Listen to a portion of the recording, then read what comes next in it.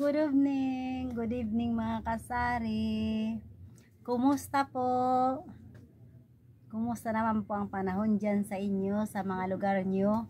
Dito po sa amin, sa awa ng Diyos, ito, 2 araw na pumapatak ang ulan dito sa amin. Pero, ganun pa rin po, mahirap pa rin ang tubig dito. Pero okay na rin yung kahit paano, pumatak na rin ang ulan. And guys, may isi-share po pala ako sa inyo. Pero bago ko po umpisahan ang isi-share ko sa inyo, kung bago lang po kayo sa channel ko, paki-subscribe naman po. Probinsyanang Tindera Vlog. Ayan guys, ang isi-share ko po sa inyo ay tungkol po sa GCash. Kasi po, nauuso po ngayon ang scam guys, scam. Ako po dito, muntik na po, na-scam po ako, pero hindi naman totally na-scam. Ang na-scam po yung kapitbahay ko. Ayun po. Pero parang nasali na rin ako sa pang-i-scam nila. Kasi po, syempre, tayo guys, kapitbahay natin, magtitiwala tayo. Ayan, pag nagpapa-Gcash siya sa akin, pag nagka-cash in siya, halimbawa, yung kabilang store nila, wala pang binta. Hindi ko lang alam kung anong binabayaran nila. Kaya nagka-cash in sila sa akin. Ayun, kina-cash in ko naman yung pera nila, tapos mamaya-maya na nila babayaran. Ayan guys, parang nasanay na rin ako sa ginagawa nila kasi nga, syempre nagtitiwala tayo kasi nga kapitbahay natin. At saka maano ba naman yung yung bayad malilit ng 2 oras, 3 oras. Kasi nga kapitbahay natin, nakikita naman natin yung sitwasyon nila, kaya hindi tayo mag-iisip ng masama sa kanila. Ayun guys, ito ang sumunod. Una, magka-cash in, mag-cash out siya sa akin. Nag-cash out ng 7,000. Parang yung cash out na yun na 7,000, parang inano lang niya, in-advance niya. Tapos, magkalipas ng kinahapunan, bali, umaga nag-cash out ang 7,000, kinahapunan, saka dumating yung pera sa akin. Yun, na-advance yung pera na 7,000, tapos saka dumating yung 7,000 na pera sa akin. Pero okay lang yung guys, kasi nga kapitbahay ko. Tapos pangalawa, ayun na guys, nagtanong sa akin kung pwede daw mag-cash out ng 25,000. Sabi ko, baka hindi na pwede. Sabi ko, kasi nga, yung balance ko kasi, yung exceed balance ko, baka hindi nakakasya sa 25,000. Sabi ko, yun. Sabi ko, pwede 20,000 na lang. Tapos, hindi na yun natuloy. Nag-cash out na lang po siya hindi nag-cash out, nag-cash in siya ng 2,000. Ayun, yung cash in na 2,000, umaga nag-cash in, tapos yung pera binigay sa akin kinahapunan uli. Bali, in-advance uli, nag-cash in sa akin, nagpadala ba siya ng 2,000 dun sa kabilang kung saan kanino yung pinadalhan niya. Yun, pinadala niya 2,000. Tapos binigay niya sa akin yung 2,000 na yan, kinahapunan uli. Ayun, pero yung pagbibigay niya sa akin, pabalik-balik kami doon pag singil. Kasi nga hindi nga mapalagay yung loob ko na bakit naibigay ko na yung pera, tapos yung kabayaran wala pa dito sa akin. Medyo sinisisi ko din ang sarili ko kasi nga sobrang nagtitiwala ako, pero parang parang ayoko naman na mainsulto sila na bakit hindi ako nagtitiwala sa kanila, pare-parehas naman kami nagbi-business. Yun. At saka maganda yung business nila kaysa sa business ko. Ayun guys. Tapos, ayan, sabi namin, nag-usap kami ni Mister na sa susunod hindi na namin pagbibigyan. Kasi nga sabi ko, nai-stress ako. Parang nag-iisip ako na baka hindi nga ganun, baka matagalan bago mabayaran o kaya ganun. Kaya naggagamit pa naman kami ngayon ng pera kasi nga nag-iipon kami ng mga paninda kasi nga malapit ng pista dito sa amin. Kaya yun, nag-usap kami ni Mister na wag muna magbibigay. Pero ito guys, ang hanggang ngayon pinagsisisihan ko talaga. Ayun, sana maging aral to sa atin lahat. Kahit sino sa atin na nanonood ngayon na may GCash, dapat ito po, makinig po kayo.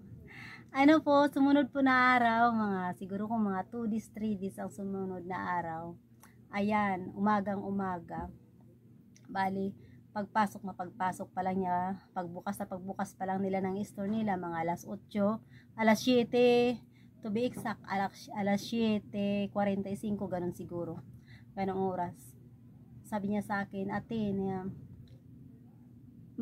ang GCash mo kaya ba mag-cash out ng 200,000, bale 200,000? Sabi ko hindi, kasi yung GCash ko 100,000 lang ang limit. Pero wala na rin yun kasi sabi ko wala na yung laman kasi nga maraming nagka-cash out sa akin. Yun nga lang hindi naiipon kasi nga syempre kina-cash in din sa akin ng iba. Yun. Sabi niya sa akin, ay kasi magpapa-cash out sana ako maya-maya ng 200,000. Kaya lang, kung okay lang sa'yo, magka-cash in muna ako kung okay lang sa'yo, hihiram muna ako sa'yo ng pera ng 23,500. Sabi ko, laki naman. Sabi ko, pupunta kami ng Katarman ngayon. Sabi niya, hindi, mamaya-maya lang papadala na ako. Kasi nga, hindi kasi kaya ng GCash ko. Ayaw kasi tanggapin yung yung valid ID niya, ayaw daw tanggapin ng GCash. Kaya, ipapa-cash in na lang daw niya. Bali, doon na lang daw sa kabila. Doon naman sa malapit sa amin na nag-GCash din. Kasi maraming GCash, yung kapitbahay namin din dito na may tindahan. Kaya, sa madaling salita, nauto ako. Sabi ko, sige, sabi ko, pahihiramin kito, pero mamaya-maya lang ha, sabi ko kasi alas 8, pupunta na kami ng Katarman, mamimili kami, kailangan ko yung pera. Ewan ko ba, nawala talaga, natanga ako sa, sa segundo. Hindi naman minuto, segundo lang guys. Hindi lang 1 minuto yung usapan namin, segundo lang. Natanga ako doon, parang nauto ako bigla. Sabi niya sa akin, sige nate, ika-cash in ko. Nagbilang na nga ako niyan guys ng pera na cash. Sabi niya sa akin, ate okay lang, ika-cash in ko na lang sa'yo. Sabi niya. Pumayag na rin ako. Sabi ko, sige ha. Basta maya-maya lang bago kami magpunta ng Katarman, please, ibigay mo kagad sa akin yung pera. Sabi ko, kasi nga gagamitin namin. Mamimili kami ng Katarman. Sabi ko. Tapos yun. Sabi niya, oo ate, saglit lang. Sabi niya, saglit lang. Kailangan ko lang kasi ito i-send, sabi niya. Ayun guys, binigay niya sa akin yung number na pagsisinda ng pera. Yun, 23,500. Ayun po guys, 23,500 ang ibinigay ko sa kanya na pera. Ipinang-cash in ko sa pangalan na yun. Ipinasok ko sa pangalan na yun. Tapos, hindi ako mapalagay.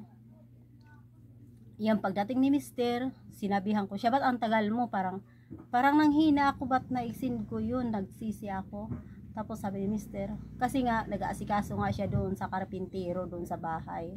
Sabi ko, sabi ko, yung nag-send ako ng pera doon sa, may nag-GCash sa akin, may nag-cash in na walang pera. Mamaya daw babayaran. Sabi niya, ba't ko daw pinagbigyan? Sabi ko, hindi ko nga, ba't ko pinagbigyan? Sabi ko, basta bigla na lang na-blank ko nga yung utak ko, sabi ko. Tapos yun, pumunta kami ng Katarman, hindi ako mapalagay dun sa Katarman. Maya-maya tumatawag ako dito sa bahay, pinasasingil ko dun sa kapitbahay yung pera na yun na 23,500. Ayun guys, hindi talaga nagbigay. Sa madaling salita, pag uwi namin galing Katarman, ang usap-usapan dito at saka yung kutob ko, hindi ako nagkamali. Na-scam nga siya guys. Yung kapitbahay ko na-scam. Bali, pinangakuhan siya na mag-pay out siya ng 200,000, 200,000 mag-pay out siya. Basta magpadala lang siya ng ganung halaking halaga. Bali guys, ang naipadala niya doon sa scammer na yun ay 50,000. Guys, kasi nung nakaraan nagbigay pala siya. Tapos, dito sa kapitbahay namin, bali mahigit 50,000 mahigit. Kasi nagbigay siya dito sa kapitbahay namin, nakautang siya ng 30,000. Tapos dito sa akin, nakautang siya ng 23,500. Kaya yun na pera na yun, yun ang ipinadala niya doon sa scammer. Tapos pinangakuhan siya, binigay sa kanya yung code ng sabi niya, daw yun. Bale, yung reference number ng GCash pinadala sa kanya, sinend sa kanya. Tapos nung tiningnan naman, wala naman doon pera. Wala naman yung reference na yun, hindi naman nakita doon sa pinadalhan ng pera. Kaya yun guys, todo iyak yung kapitbahay ko. Sobra, iyak siya ng iyak kasi nga hindi siya mapakali kasi nga inaway siya ng kapitbahay namin na may tindahan. Ipapupulis daw siya. Tapos, yun, ako din hindi ako makatulog, halos hindi ako makatulog magdamag guys. Sa sobrang sising-sisi ako kasi nga, ba't kasi ako nagtiwala? Sabi ko nga kay mister, dapat talaga kami, yung bang nag-aalala yan na dalawa. Kasi nga ako kasi, ewan ko ba ba't kasi nagtiwala talaga ako. Hindi ko talaga maintindihan sarili ko na kung tutuusin naman, pag nagka-cash in siya, tinatanong ko siya, o ba't magka-cash in ka na i-advance mo yung pera, sabi ko sa kanya dati. Kasi ate, ipapadala ko ito sa kabilang store. Pero nung time na yun talaga, yung 23,500, na blanco talaga ako guys. Hindi talaga ako sa kanya nagtanong kung anong gagawin niya sa 23,500 na yun. Yung guys, hindi ko talaga yun naisip magtanong. Samantala dati, nagtatanong ako sa kanya sa mga kada cash in niya, kada cash out niya, tinatanong ko kung anong paggagamitan niya. Ayun guys, sana guys itong itong experience ko na to, sana guys maging din ito sa inyo, sa mga nanonood dyan na may sari-sari store, maging aral din sa inyo. Kasi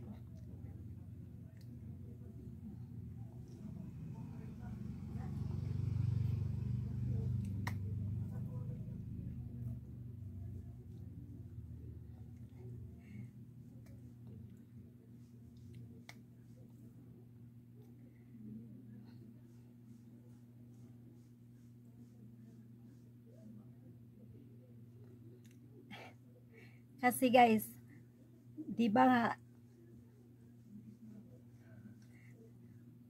nagtitipid po tayo, nagsisipag tayo magtinda para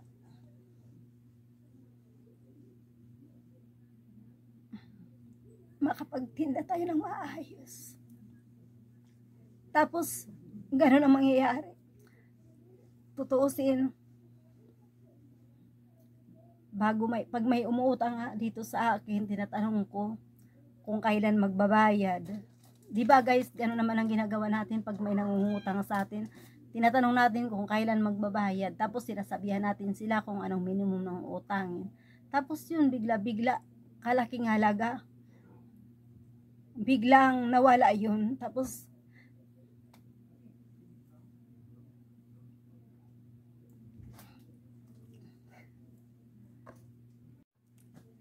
kaninang umaga guys, pinuntahan ko siya kaninang umaga.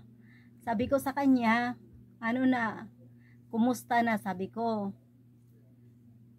dapat makapagbayad ka sa akin kasi kailangan ko yung pera. Pero never ko siya talaga, kahit pagsigaw hindi ko siya sinigawan. Parang yung pakikipag-usap ko sa kanya, inayos ko lang talaga. Yung ganun, kung anong salita ako dito, ganun ang salita ko sa kanya. Sabi ko, kumusta na? Sabi ko, huwag kang mag-iisip na mangutang sa Bombay, sabi ko. Kasi kung mangutang ka sa Bombay, mas mahihirapan ka, magtatambling-tambling yung utang mo. Yung pagpapatong-patong, yung ano mo, babayaran mo kasi nga yung tubo. Sabi ko ako sa akin, di bali na hindi ka magtubo. Importante, maibalik mo lang sa akin yung puhunan. Ayun guys, sabi niya sa akin. Kasi, kung tutuusin guys, ano lang siya naman eh, katiwala lang siya dun sa tindahan na yun. Hindi siya ang may-ari ng tindahan. Bali, kamag-anak niya yung may-ari ng tindahan.